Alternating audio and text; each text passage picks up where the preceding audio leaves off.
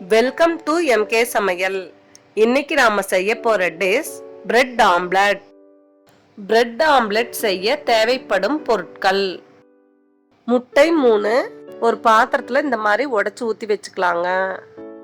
Bread துண்டு 4 எடுத்துக்கலாங்க. பெரிய வெங்காயம் 1 பொடி பொடியா கட் பண்ணி எடுத்து வச்சுக்கலாங்க.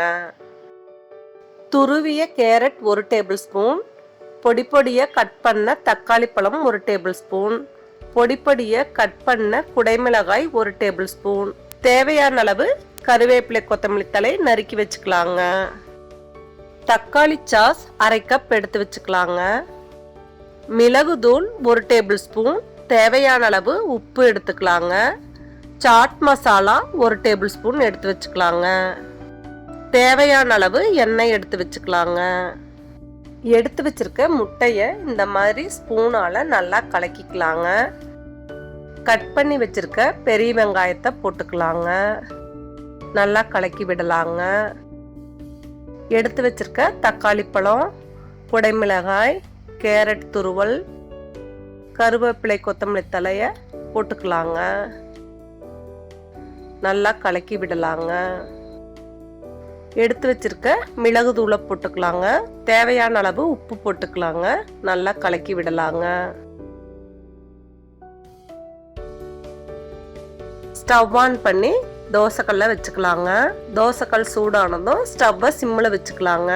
1 டேபிள் ஸ்பூன் எண்ணெய் ஊற்றிக்கலாங்க.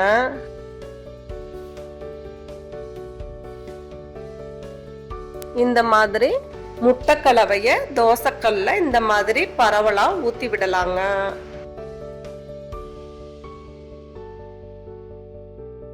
பிரெட் ஒன்று எடுத்துக்கலாங்க. இந்த மாதிரி முட்டையில அழுத்தி விட்டு திருப்பி வச்சுக்கலாங்க.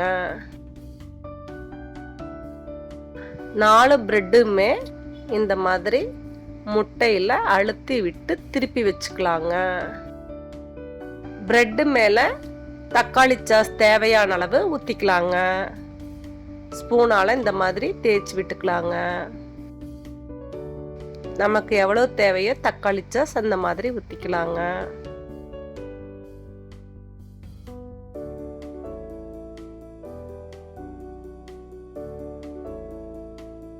சாட் மசாலா இருந்தா இந்த மாதிரி தூவிக்கலாங்க. இல்லைன்னா மிளகுத்தூள் கூட தூவிக்கலாங்க.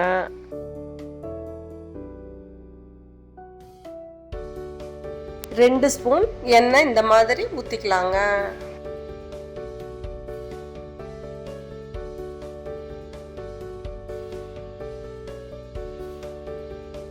பத்து நிமிஷம் ஆனதும் இந்த மாதிரி திருப்பி போட்டுக்கலாங்க. ஸ்டவ்வை மீடியமாவே வச்சுக்கலாங்க. பிரெட் ஆம்லெட்டை மறுபடியும் திருப்பி போட்டுக்கலாங்க.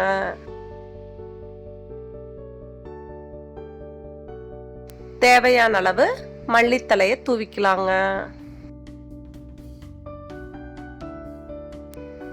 அவ்வளோதாங்க, ருசியான பிரெட் ஆம்லெட் ரெடி ஆயிடுச்சுங்க.